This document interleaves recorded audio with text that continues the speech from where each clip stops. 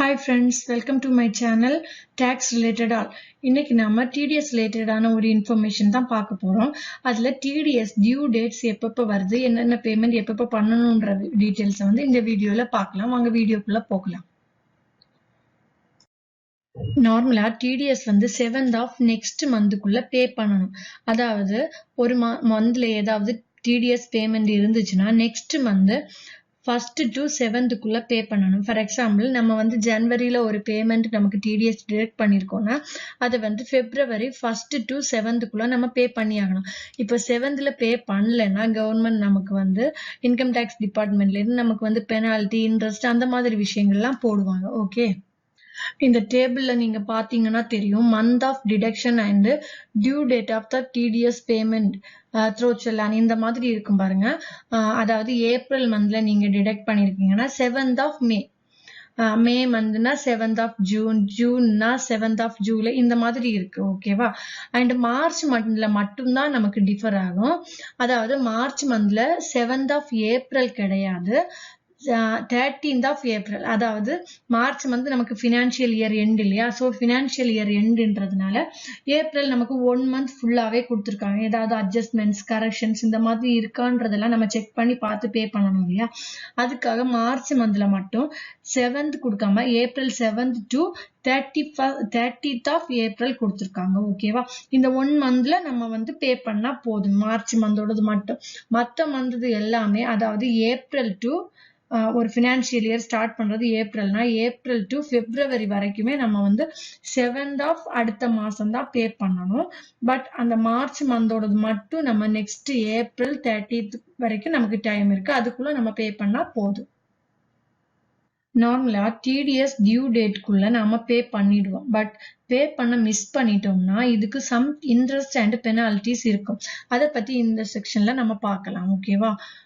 இதை வந்து 2 செக்ஷனா பிரிச்சிருப்பாங்க. TDS on interest வந்து நான் டிடக்ஷன் ஆஃப் TDS, நான் பேமெண்ட் ஆஃப் TDSன்னு இருக்கும்.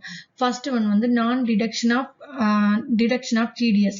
அதாவது நம்ம TDS பிடிக்கவே இல்லை. ஃபார் எக்ஸாம்பிள் ஒருத்தருக்கு 1 lakh ரெண்ட் பே பண்றோம் பர் மந்த், நாம 10% TDS பிடிச்சாகணும். பட் TDS டிடெக்ட் பண்ணவே இல்லைன்னா அது நான் deduction of TDS. And second one என்னன்னு பாத்தீங்கன்னா நான் payment of deduction. TDS detect பண்ணிடுவோம், பட் கவர்மெண்ட்க்கு நம்ம பே பண்ணாம இருப்போம். ஃபார் எக்ஸாம்பிள் ரெண்ட் பே பண்ணும்போது நம்ம வந்து 1 lakhல 10% 10,000 பிடிச்சிருப்போம். 90,000 வந்து லேண்ட்லார்டுக்கு நம்ம பே பண்ணிருப்போம். பேலன்ஸ் 10,000 வந்து நெக்ஸ்ட் மந்த் 7thக்குள்ள TDS கவர்மெண்ட்க்கு பே பண்ணி ஆகணும். பட் தட் பர்டிகுலர் டேட்டுக்குள்ள பே பண்ணலைன்னா அது வந்து நான் பேமெண்ட் ஆஃப் TDS. இந்த மாதிரி TDS வந்து அதாவது இன்ட்ரெஸ்ட் வர்றது வந்து TDS ஆன் இன்ட்ரெஸ்ட் வந்து நான் டிடக்ஷன் ஆஃப் TDS, நான் பேமெண்ட் ஆஃப் TDSன்ற 2 ஹெட்டிங்ல வரும். TDS டிடெக்ட் பண்ணாமலே விட்டுட்டோம் அண்ட் லேட்டா டிடெக்ட் பண்றோம்னா அதுக்கு நாம 1% per month வச்சு பே பண்ணணும். ஃபார் எக்ஸாம்பிள் ஏப்ரல் 30th அன்னைக்கு டிடெக்ட் பண்ண வேண்டிய ஒரு TDS வந்து 10th of May, அதாவது நெக்ஸ்ட் மந்த் 10th தான் நம்ம டிடெக்ட் பண்றோம். அண்ட் TDS அமௌண்ட் வந்து 500 rupees. ஸோ இதுக்கு எப்படி இன்ட்ரெஸ்ட் கால்குலேட் பண்ணுவாங்கன்னா 1% per month வச்சு 500க்கு 2 monthsக்கு கால்குலேட் பண்ணுவாங்க. அதாவது ஏப்ரல் மேக்கு பே பண்ணணும். மே 10th வரைக்கும் தான் இருந்தாலுமே ஹோல் மந்த்க்கு தான் எடுப்பாங்க. ஏப்ரல் 13னா கூட ஹோல் மந்த்க்கு எடுக்கணும், மே 10th வரைக்கும்னா கூட ஹோல் மந்த். ஸோ கால்குலேஷன் எப்படி வரும்னா 500 into 1% per month வச்சு 2 monthsக்கு. ஸோ 1 monthக்கு 500னா 1% 50 rupees, 2 monthsக்குனா 100 rupees. அந்த மாதிரி தான் கால்குலேஷன் வரும். ஸோ இப்போ பர் மந்த்க்கு வந்து இன்ட்ரெஸ்ட் எப்படி கால்குலேட் பண்ணுவாங்கன்னா 1 month தான், 1 monthக்கு 1% அண்ட் மந்த் ஸ்டார்டிங்லனாலும் எண்டுனா கூட ஹோல் மந்த் தான் கால்குலேட் பண்ணுவாங்க. TDSல இன்ட்ரெஸ்ட் போடும்போது ஹோல் மந்த்க்கு தான் கால்குலேட் பண்ணுவாங்க. அண்ட் இப்ப நம்ம வந்து TDS பே பண்ண வேண்டிய லாஸ்ட் டேட் வந்து 7th of next month. So அந்த நம்ம வந்து 7th டியூ டேட் முடிச்சதுக்கு அப்புறமா பே பண்ணா TDS கூடவே இன்ட்ரெஸ்டும் சேர்த்து பே பண்ண வேண்டியிருக்கு. அதாவது அந்த இன்ட்ரெஸ்ட் ரேட் வந்து 1.5% per month. அண்ட் இதுவும் மந்த் பேஸ்ல தான் கால்குலேட் பண்ணுவாங்க, not for the days base. ஓகேவா? அதாவது மந்த் மிடில்ல பே பண்ணாலுமே நம்ம வந்து ஹோல் மந்த்துக்கு சேர்த்து தான் இன்ட்ரெஸ்ட் கால்குலேட் பண்ணி பே பண்ண வேண்டியிருக்கும். இதோட இன்ட்ரெஸ்ட் ரேட் வந்து 1.5% per month. இதுக்கு ஒரு எக்ஸாம்பிள் பார்க்கலாம். அதாவது ஒரு TDS பேமெண்ட் வந்து 5000 அமௌண்ட் வந்து டிடெக்ட் பண்ணியிருக்காங்க. ஜனவரி 30th அன்னைக்கு TDS பேமெண்ட் டிடெக்ட் பண்ணியிருக்காங்க. இதோட பேமெண்ட் டேட் எப்போ வரும்னா February 7th வரும். பட் அவங்க 17th மேல தான் பேமெண்ட் பண்ணியிருக்காங்க. அதாவது February 7th பண்ண வேண்டியது 17th மேல தான் பண்ணியிருக்காங்க. ஸோ இன்ட்ரெஸ்ட் பேயபிள் எப்படி வரும்னா 5000 into 1.5% into 5 months.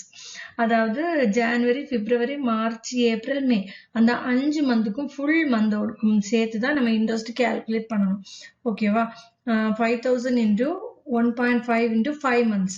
ஓகேவா? அப்போ வந்து 375 rupees வரும். 5 months means ஜனவரி to மே வரைக்கும். ஓகேவா?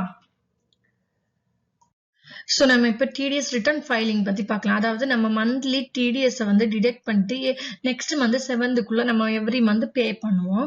பட் இந்த பே பண்ணுறது எல்லாமே எவ்ரி 3 months ஒன்ஸ் வந்து நம்ம வந்து கவர்மெண்ட்க்கு ரிட்டனாக ஃபைல் பண்ணணும். ஓகேவா? அதாவது நம்ம பே பண்ணும்போது அவங்களோட பேன் நம்பர் டீட்டெயில்ஸ் எதுவும் கொடுக்காம நார்மலாக அமௌண்ட் டிடெக்ட் பண்ணி என்ன செக்ஷனில் வருதோ அந்த செக்ஷனில் போட்டுட்டு நம்ம பே பண்ணுவோம் 7. பட் இதை வந்து நம்ம வந்து ரெக்கார்டாக கவர்மெண்ட்டுக்கு ரிட்டர்ன் ஃபைல் பண்ணணும். ஓகேவா? NSDL வெப்சைட்டில் போயிட்டு ரிட்டனாக ஃபைல் பண்ணணும்.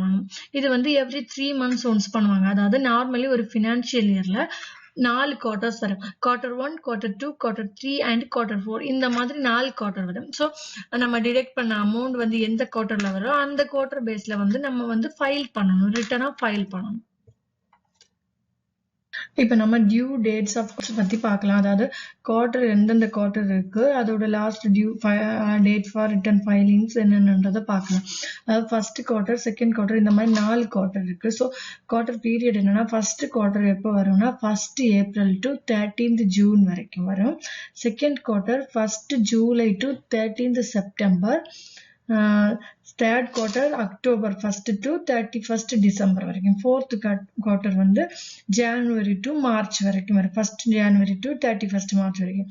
அதாவது first Q1 April to June, Q2 July to September, Q3 October to December, Q4 January to March இந்த மாதிரி 4 குவார்டரா செக்ரிகேட் பண்ணியிருக்காங்க. ஸோ இப்போ வந்து குவார்டரோட ரிட்டர்ன் ஃபைலிங்கான லாஸ்ட் டேட் வந்து அதாவது நெக்ஸ்ட் மந்த், அதோட குவார்டர் முடிஞ்சதுக்கு அப்புறம் நெக்ஸ்ட் மந்தோட 31st. அதாவது first quarter Q1 April to June வரைக்கும். ஸோ அதோட லாஸ்ட் டேட் வந்து 31st July. அண்ட் செகண்ட் குவார்டரோடது ஜூலை டு செப்டம்பர். ஸோ அதோட last date for return filing வந்து அக்டோபர் 31st. அண்ட் Q3 ஓடது அக்டோபர் டு டிசம்பர் வரைக்கும் Q3 ஓட பீரியட். அண்ட் அதோட லாஸ்ட் டேட் வந்து 31st January. ஓகேவா? அண்ட் Q4 வந்து ஜனவரி டு மார்ச் வரைக்கும். ஆனா இதுக்கு மட்டும் எப்படின்னா ஏப்ரல், மே. ஸோ மே 31st வரைக்கும் கொடுத்துருப்பாங்க. லாஸ்ட் ரிட்டர்ன் ஃபைலிங்கோட டியூ டேட் வந்து 31st May வரைக்குமே இருக்கு. ஓகேவா?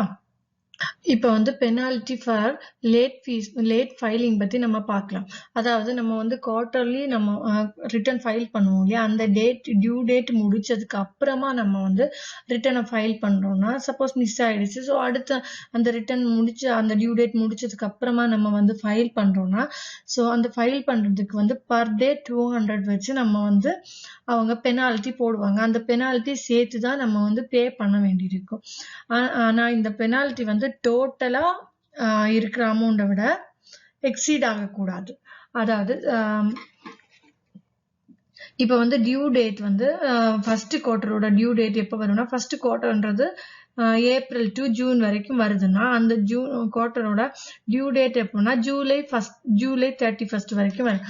ஜூலை 31st நம்ம பே பண்ணணும். அதாவது ஜூலை 31st நம்ம பே பண்ணலைன்னா நமக்கு வந்து பர் டே அதுக்கப்புறம் ஜூலைக்கு அப்புறமா வர ஒரு நாளுக்கும் 200 வச்சு நமக்கு வந்து பெனால்ட்டி போடுவாங்க.